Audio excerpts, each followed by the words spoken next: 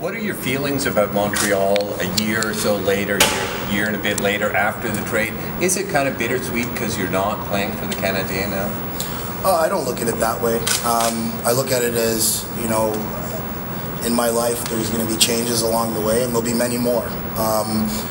It was a big change in my life in terms of leaving friends and people, relationships that I developed here in Montreal. But at the same token, I'm very, very happy to be in Nashville. And, I wish my teammates and everybody in the organization nothing but the best, because they treated me so well while I was there, and they gave me the opportunity to be successful. And I'm going to take all of that stuff and try to use it to develop the same thing in Nashville. And we have such a great environment in Nashville with our team and the organization and with the city and the community and the state of Tennessee, and I'm just happy to be a part of that.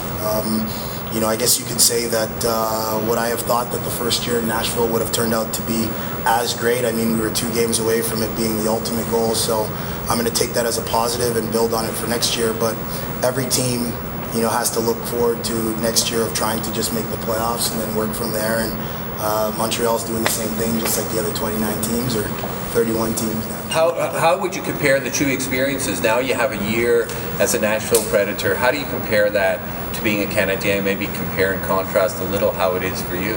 Well, I don't think you ever really compare when you play in a different place, because, there's 31 teams in the league. Every place is going to be different. Obviously the major difference is the fact that I've been to the Stanley Cup Finals with Nashville, and I never got that opportunity to do that in Montreal. But that being said, it's like any other team. You go into any other locker room, there's different players, but the one thing that never changes is that hockey guys are all good guys. So it was pretty easy for me to fit in there. And, we had Mike Fisher, who obviously we're going to miss next year, retired, but he was an amazing leader for us and great leadership in that dressing room.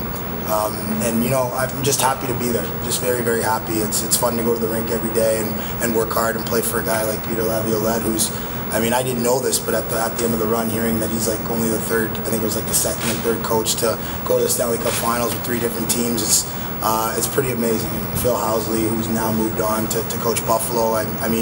My first year, there's a lot of things that I took from it, and I learned a lot too.